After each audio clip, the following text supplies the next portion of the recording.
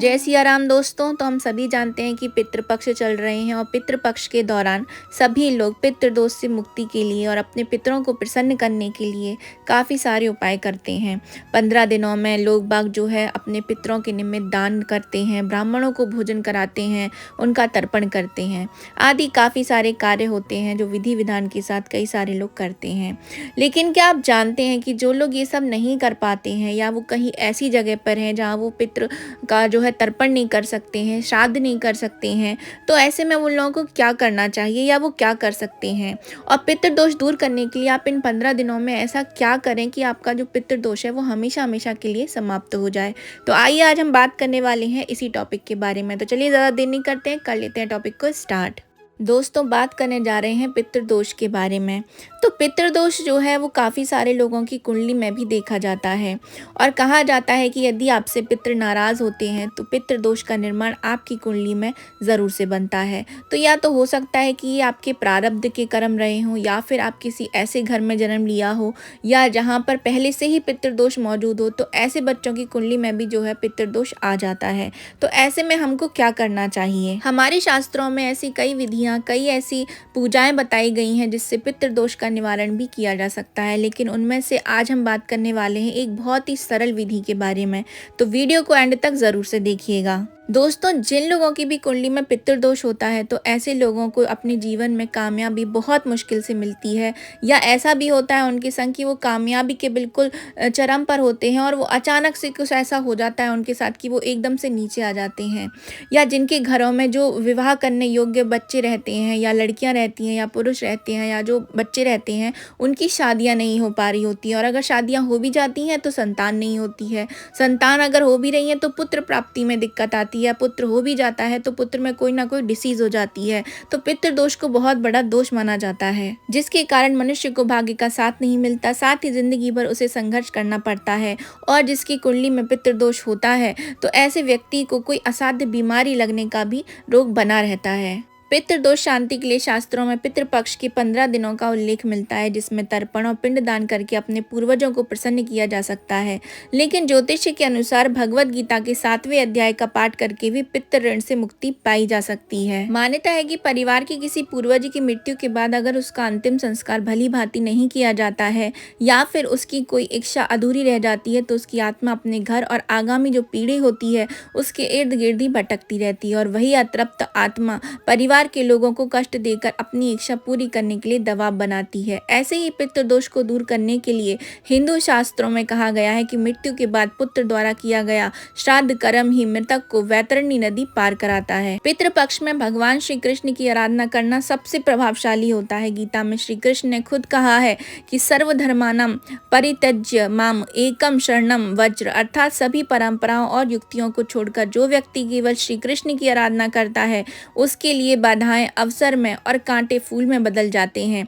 श्रीमद् भगवद गीता में भगवान श्री कृष्ण के मुख से निकली वाणी का वर्णन है। इसीलिए जब संकट में भगवद वाणी का श्रवण करने से सभी संकट खुद ब खुद टल जाते हैं। महाभारत शुरू होने से पहले भगवान श्री कृष्ण ने अर्जुन को गीता का ज्ञान दिया था। इस गीता का 7वां अध्याय पितृ मुक्ति और मोक्ष से जुड़ा हुआ है। पितृ पक्ष में गीता के 7वें अध्याय का पाठ करने से पितृदोष से मुक्ति मिल सकती है। इस अध्याय का नाम ज्ञान विज्ञान योग है। इस अध्याय का पाठ श्राद्ध में जितना हो सके उतना करने का प्रयास करना चाहिए। अगर आप इस अध्याय का पाठ खुद नहीं कर पाते हैं तो किसी योग्य ब्राह्मण से भी करा सकते हैं। ये बहुत ही सरल और उत्तम उपाय माना जाता है पितृदोष से और पितृ ऋण से मुक्ति प्राप्ति के लिए। पितरों के लिए श्रद्धा से किया गया मुक्ति कर्म ही श्राद्ध कहलाता है और उन्हें तृप्त करने की क्रिया को तर्पण कहा जाता है। तर्पण को ही पिंडदान भी कहा जाता है। श्रीमद् भगवद गीता के 7वें अध्याय में श्राद्ध कर्म का उल्लेख देखने को मिलता है। श्राद्ध के दिन भगवद गीता के 7वें अध्याय का महात्म्य पढ़कर फिर पूरे अध्याय का पाठ करना चाहिए। जो भगवद गीता के 7वें अध्याय का महात्म्य है वो मैं नीचे आपको डिस्क्रिप्शन बॉक्स में दे दूंगी, तो आप उसको वहां से पढ़ सकते हैं। और उसका जो फल होता है इस अध्याय का वो मृतक आत्मा को अर्पण कर देना चाहिए। आइए इसकी पूरी विधि जान लेते हैं। सबसे पहले आपको क्या करना है, सुबह ब्रह्म मुहूर्त में ही उठ जाना है। पूरे 15 दिनों आपको यही रूल जो है फॉलो करना है। उससे पहले आपको अपने बाहर जो वो आपका मेन डोर होता है वहाँ आप पानी डालिए। जितने भी आपके मेन डोर्स हैं या पीछे का बैक डोर है तो आपको वहाँ पे जल का छिड़काव करना चाहिए, वहाँ की सफाई करना चाहिए। फिर आपके पितरों के निमित्त जो है सफ़ेद फूल आपको द्वार पे बिछाने चाहिए। उसके बाद आपको अपने घर की सफाई करना चाहिए, जैसे कि आप झाड़ू लगा सकते हैं, पोछा लगा सकते हैं, पूरी सफाई कीजिए। फिर आप नहा करके गंगा जल से भगवान के मंदिर में आ जाइए। सबसे सर्वप्रथम आप सूर्य देव को अर्घ्य चढ़ाइए। उसके बाद अपनी जो विधिवत आप पूजा करते हैं आपको उस तरीके से अपनी पूजा करना चाहिए। फिर उसके बाद जब आप अपनी पूजा को संपन्न कर लेते हैं फिर उसके बाद आपको भगवत गीता के पाठ को खोलना चाहिए। उसके बाद आपको जो है भगवान श्री कृष्ण या फिर भगवान विष्णु के सामने बैठ जाना चाहिए। उसके बाद आपको सबसे पहले भगवत गीता के 7वें अध्याय का महात्म्य का पाठ करना है। उसके बाद आपको 7वें अध्याय का पाठ करना है और मन में आपको ऐसी भावना रखनी है कि इस अध्याय का यानी कि इस पाठ का जो भी फल है वो अपने पितरों को मैं समर्पित कर देती हूँ। तो इस तरीके से जब आपका पूरा पाठ कंप्लीट हो जाता है तो आपको अपने सीधे हाथ में जल ले लेना है और एक लोटा रख लीजिए जिसमें पानी डालिए, थोड़ा सा चंदन डाल लीजिए, गंगा जल डाल दीजिए और काले तिल डाल दीजिए।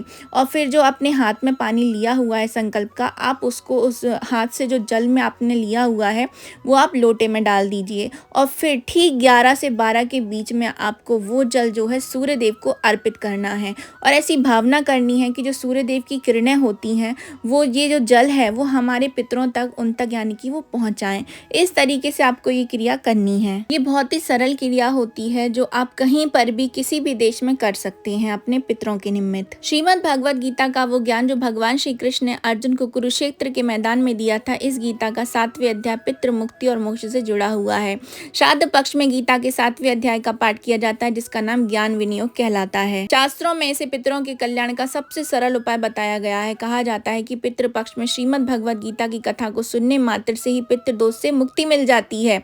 गीता का पाठ पितरों को मोक्ष दिलाने का अटूट साधन माना जाता है। दोस्तों, पितृ पक्ष के 15 दिनों में जो हमारे पितर होते हैं वो हमारे घरों में आते हैं और ये हमसे उम्मीद करते हैं कि हम उनको तर्पण करें, उनको जल दें, उनको खाने को दें। और यदि आप ऐसे में 7वें अध्याय का पाठ करते हैं तो वो किसी भी रूप में, सूक्ष्म रूप में आपके इस पाठ को जरूर से सुनते हैं। मार्कंडेय पुराण, गरुड़ पुराण एवं पितृ श्राद्ध से संबंधित ग्रंथों में पितृदोष और पितृलोक का वर्णन देखने को मिलता है।